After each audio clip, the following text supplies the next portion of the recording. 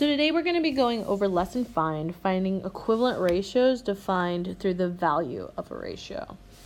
So we're basically going to be looking at one theorem today, which is just a fancy math word for concept or idea or rule. And so this theorem is that if two ratios are equivalent, then their values will be equivalent. So let's talk about what this means.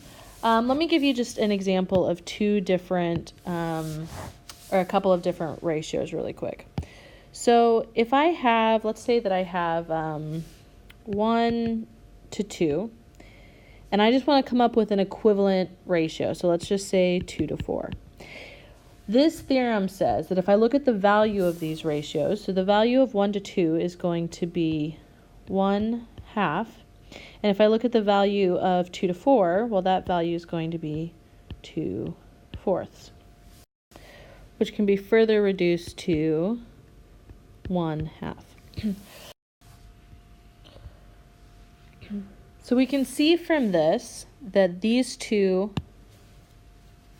ratios are equivalent because their values are equal.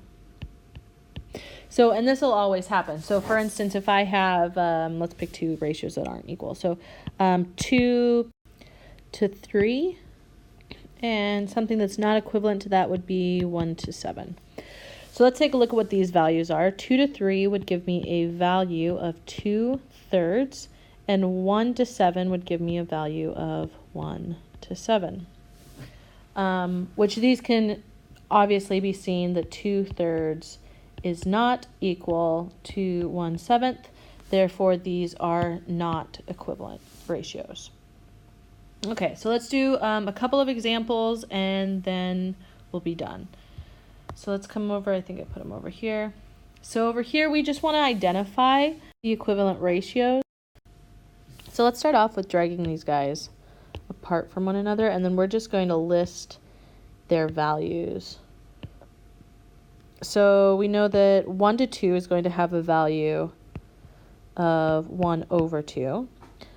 10 to 15 is going to have 10/15, which will reduce to 2 to 3, or I'm sorry, 2/3. 2 to 3 will have a value of 2/3. 6 to 12 is going to have a value of 6/12, which will reduce to 1/2. 5 to 10 is going to be 5/10, which will reduce to also 1/2. And then, oh, I've got a lot of them, not here. And then 4 to 8 will go to 4/8, which will also reduce to 1/2. So from here, it's pretty easy to see. All I have to do is go and match them all up. And it looks like the only one that I just need to move this guy, the 1 to 2, over with the other values that have a 1/2 value. Probably the best way to do that is just to, oh, no, I can't drag and drop it. Sorry, that was sloppy. So if I was going to make a list of all the equivalent ratios, I would say that I'd have 1 to 2, 1 to 2, 6 to 12, 5 to 10, and 4 to 8, and that would be one group. And then my other group would be 10 to 15 and 2 to 3. All right, so that's pretty much it. It's pretty cut and dry.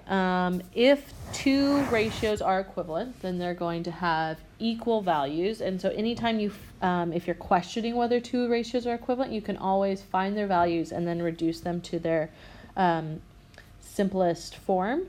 And that's pretty much all there is to this lesson. So there's a couple of extra practice worksheets. Go ahead and test it out and see if you understand it.